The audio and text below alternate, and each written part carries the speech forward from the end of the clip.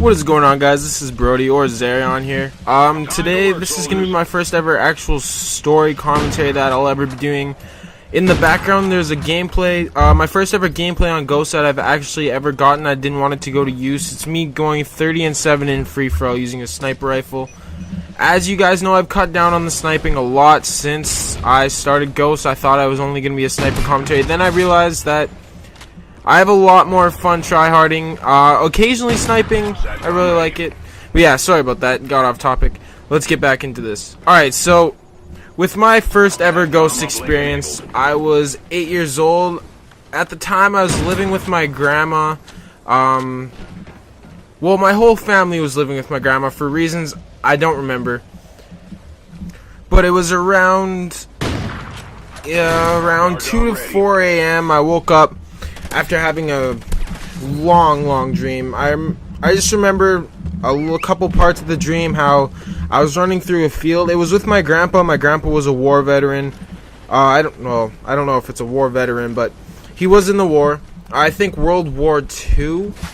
He did not die in the war. I don't think he got injured in any type of way in the war, but I just remembered him as a hero because he was in the war, personally fighting for a country of Canada. But I was running through the field with my grandpa, and for some reason I look over and he gets shot in the shoulder multiple times. Since, like in many dreams, it felt so real.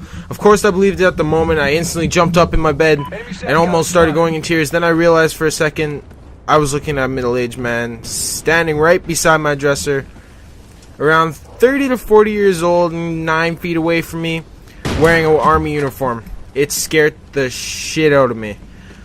For some reason, I stopped going into tears. You would think in your head that you would go into more tears, start crying, start bawling, start flipping shit, but I was just sitting there staring at this guy. At the time, I thought it was someone. I was thinking to myself, why are you in my house?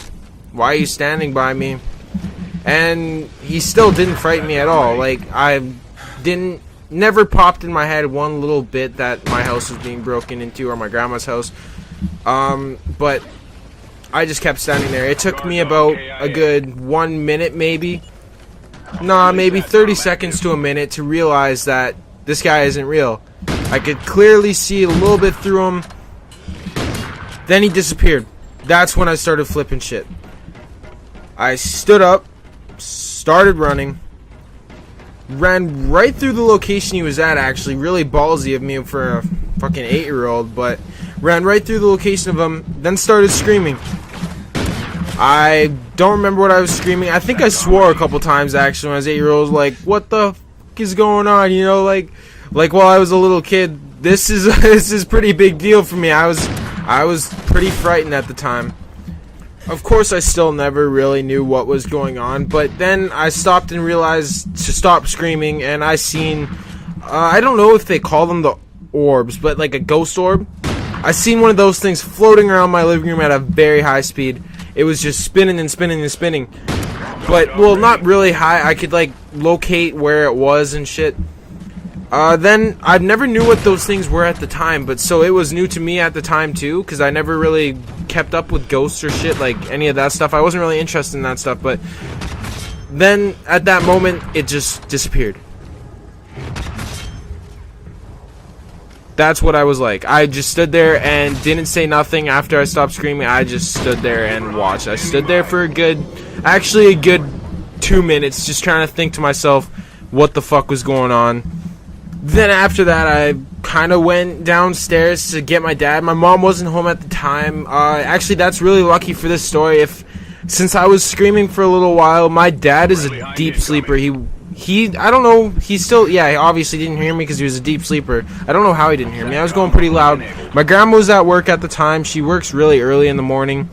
And then my mom wasn't in the house at the time either. I don't know where she was. I don't remember where she was.